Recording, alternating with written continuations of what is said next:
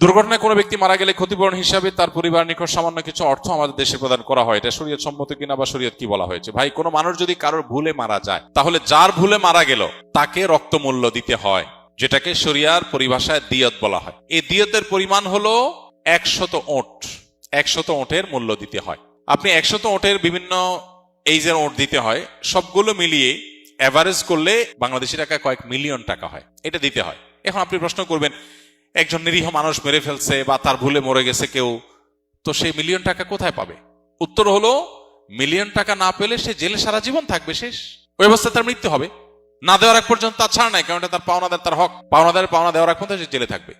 এবং এইটা সৌদি আরবে আইন কার্যকর আছে, মিডল ইস্টে অনেক দেশে কার্যকর আছে, মুসলিম অনেক কান্ট্রিতে কার্যকর আছে, আপনি খোঁজ খবর নিয়ে দেখেন।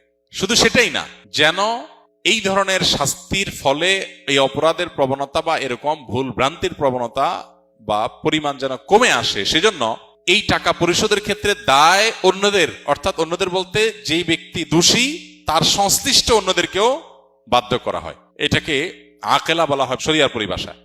অর্থাৎ যে এই দুর্ঘটনার কারণে বা যার ভুলের কারণে কেউ মারা গেল, তার বংশের লোকজন, আত্মীয় স্বজনের লোকজন, ধরুন তার অ্যাসোসিয়েশনের লোকজন, একজন ড্রাইভার ভুল করলো, তার সাথে জড়িত তার সংশ্লিষ্ট আর অনেকে আছে। অতএব সবাইকে আনুপাতিক হারে ভাগ করে হলো এই দায় নিতে হয়। এটার ফলে কি হয়? এটার ফলে একজন মানুষ, ব্যক্তি শুধু সতর্ক হয় না, পুরো সোসাইটি সতর্ক হয়ে যায় যে আমাদের সবাইকে এটার জন্য সাফার করতে হবে।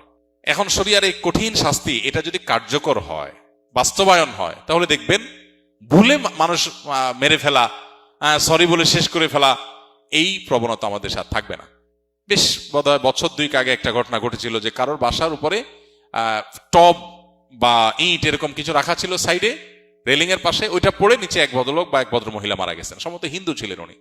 এই যে একটা লোক মারা গেলেন, একটা মানুষের জীবন এতটাই মূল্যহীন, তিনি আপনার ছাদ থেকে পড়ে কিছু পড়ে তিনি মারা যাবেন আর আপনি আফসোস করে শেষ করে দিবেন, শেষ। এত সহজ না। ইসলাম শরিয়ার বিচার ব্যবস্থা থাকলে আপনাকে জেলে যেতে হবে।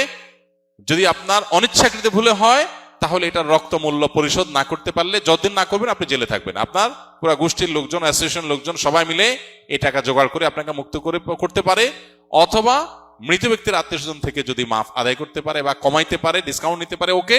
আর না হলে আপনি সারা জীবন জেলে থাকবেন, শেষ। এখন আমাদের দেশে এই যে ত্রুটি বিচ্ছেদগুলো, এই ত্রুটি বিচ্ছেদগুলো কার, কোত্থেকে হলো, সেজন্য দায়ীকে, সেগুলোকে কোনোভাবে নিরূপণ করা হয় না, বরং সরকারিভাবে 10,000, 20,000, 25,000 টাকা লাশপতি দিয়ে দায় সারা হয়। 25,000 তো দূরের কথা, 25 লাখ টাকা দিলেও তো একটা মানুষের অভাব ওই ফ্যামিলিকে কখনো পূরণ করিয়ে দেওয়া সম্ভবপর হয় না। অতএব আল্লাহ রাব্বুল আলামিন আমাদেরকে বোঝার তৌফিক দান করুন যে শরিয়ার বাইরে মুক্তির আসলে কোনো পথ নাই। আমাদেরকে দিন শেষে শরিয়াতে ফিরে